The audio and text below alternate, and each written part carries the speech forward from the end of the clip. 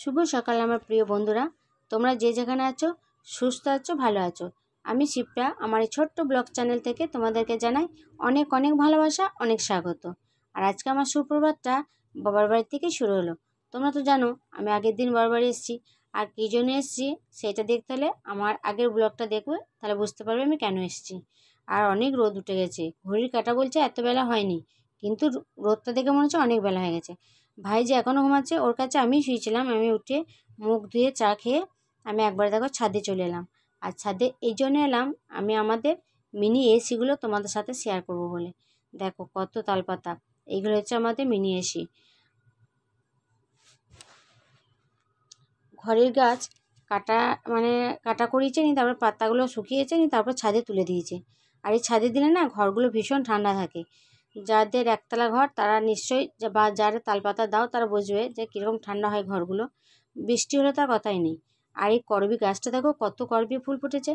আমার মনে হচ্ছে গ্রীষ্মকালের দিনে বেশি করবি ফুলটা ফোটে, শীতকালে কিন্তু এত ফুল ফোটে না, বর্ষাকালেও এত ফুল ফোটে না। আর গ্রীষ্মকালে যে কেন এত ফুল ফোটে, দেখো বৃষ্টিও নেই কিন্তু, যে গোটা পুরো বৈশাখ মাসটা একটু ঝড় বৃষ্টি আছে নেই।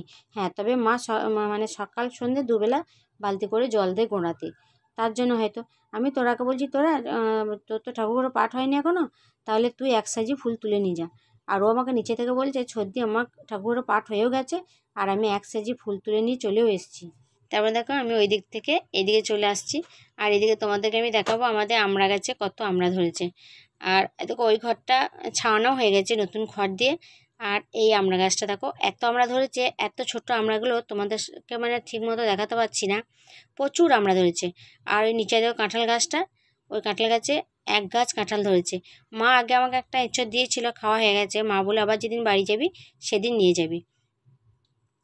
তারপর দেখো আমি ওপর থেকে একবারে আমি নিচেকে চলে যাব। আর পেয়ারা গাছেও পেয়ারা ধরেছে। আর নিচেকে চলে যাচ্ছে, আর নিচে চলে এসে মা দেখছি ভাইপোকে খাওয়াচ্ছে। আর সত্যি গো, ভীষণ ঠান্ডা ছেলে, একদম কাঁদে নাই, মা করে নাই, কিচ্ছু না। শুধু রাত্রিবেলায় একবার 12টা সাড়ে 12টার সময় মা দোদো করছিল, তারপর ওকে যেই নড়িয়ে দেওয়া হলো ঘুমিয়ে গেল। তা নয়, ও না বাবা ভক্ত বেশি মায়ের থেকে। বাবাকে ওর বাবা যদি আজকে ভর্তি থাকতো, মা যদি ঘরে থাকতো, তাহলে ছেলে রাখা যেত না। কিন্তু বাবাকে ভীষণ বাবার কাছে ভীষণ থাকে, আর মায়ের কাছে খরচা থাকে না, তাই রাখা যাচ্ছে বাচ্চাটাকে। তারপর আমরা সবাই রয়েছি তো, তারপর বিশেষ করে আমার মেয়েকে খুব ভালোবাসে, আমার মেয়ের সঙ্গে খুব খেলা করে। আর মা দেখো খাইয়ে দিয়েছে, বিছানা দেখো শুয়ে দিয়েছে, আর ও মোবাইল চালিয়ে দিয়েছে, একটা কার্টুন ও আপনার দেখবে, আবার খিদে পেলে আবার খাবে। আর ওর বাবা বসে রয়েছে, ওর কাছে শুয়ে রয়েছে। আর আমি এখন ঝাঁট দিচ্ছি। আর আমাদের উঠোন তো খুব বড়, 3টে রুম, বারান্দা, তারপর অনেক বড় উঠোন আমাদের। আমাকে ঝাঁট দিতে নিষেধ করছিল, মাও নিষেধ করছিল, তোরাও নিষেধ করছিল যে সর্দি তোমাকে কিছু করতে হবে না। আর না, বলো না, তুই একা রয়েছিস, আর তারপর রান্নাটাও তাড়াতাড়ি করতে হবে, তারপর তো জামাইবাবু আসবে, আমি ঝাঁটটা দিয়ে দিই। আর চটিগুলো দেখো কত।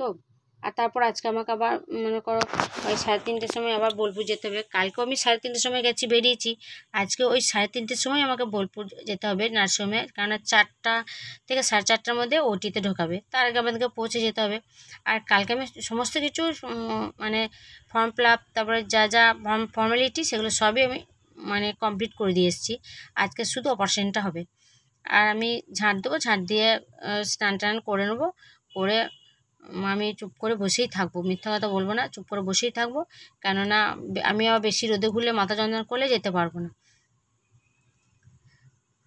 আর এই ফুল ঝাঁটাটা আমাদের এই মেঝেগুলি ঝাঁট দেওয়া হয়, উঠোন ঝাঁট দেওয়া হয় না। কিন্তু উঠোন ঝাঁট দেওয়ার জন্য আমাদের আলাদা ঝাঁটা, আমাদের সরের ঝাঁটা।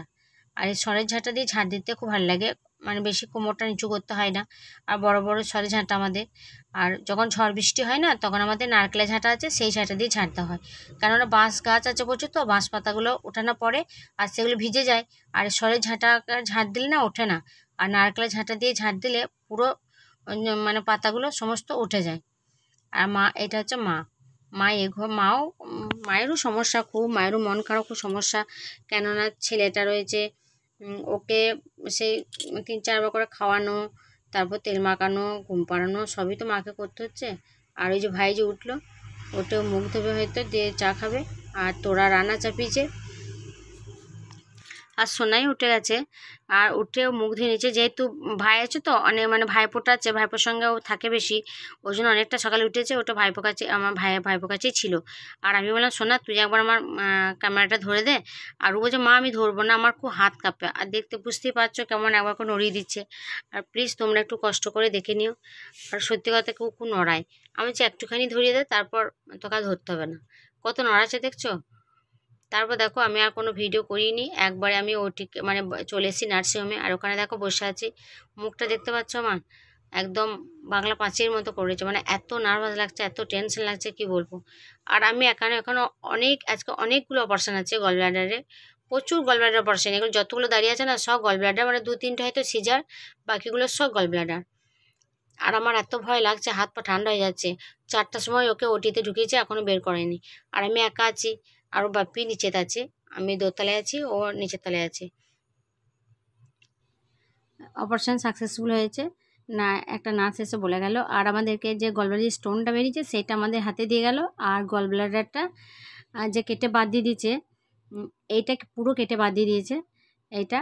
আর এটা আমাদের একটা ছোট্ট কোটোতে ভরে আমাদেরকে বললো এটা বায়োশিপ করতে, মানে টেস্ট করতে বললো। আর যেখানে ব্লাড টেস্ট করছে সেখানে এটাকে দিয়ে চলে আসবো।